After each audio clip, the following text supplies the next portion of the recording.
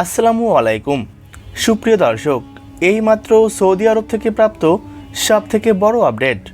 বাংলাদেশ থেকে শুরু করে ভারত, পাকিস্তান এবং সৌদি আরব ও দক্ষিণ এশিয়ার বিভিন্ন দেশে ঠিক কবে নাগাদ পালিত হবে ঈদ উল ফিতর।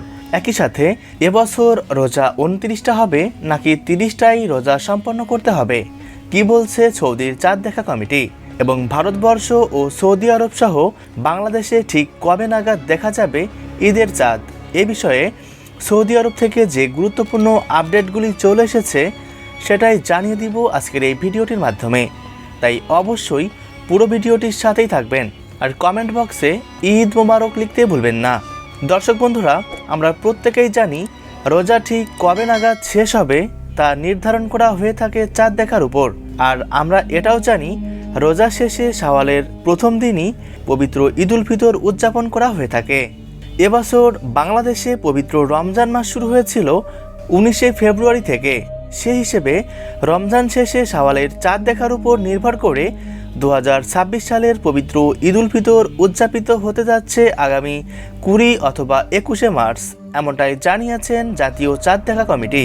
একই সাথে যে গুরুত্বপূর্ণ বার্তাটি দেওয়া হয়েছে সেটি হচ্ছে আগামী 19শে মার্চ বৃহস্পতিবার দুবাই সময় ভোর 5:23 আরবি শাওয়াল মাসের নতুন চাঁদের জন্ম হবে। ওই দিন সূর্যাস্তের পর প্রায় 30 মিনিট পর্যন্ত চাঁদ দিগন্তের উপরে অবস্থান করবে। যদি আবহাওয়া অনুকূলে থাকে তাহলে ওই দিন সন্ধ্যাবেলায় চাঁদ দেখা যাওয়ার প্রবল সম্ভাবনা রয়েছে।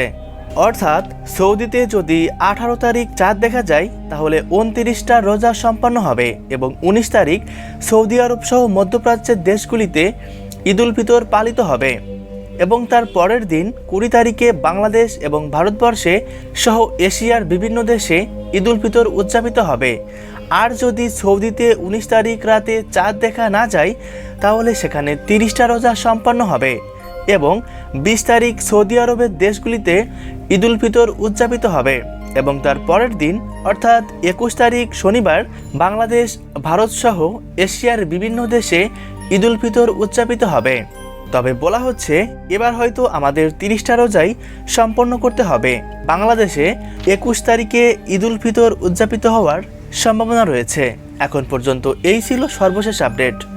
পরবর্তী আপডেটের জন্য অবশ্যই চ্যানেলটিকে সাবস্ক্রাইব করে পাশে থাকবেন। ধন্যবাদ।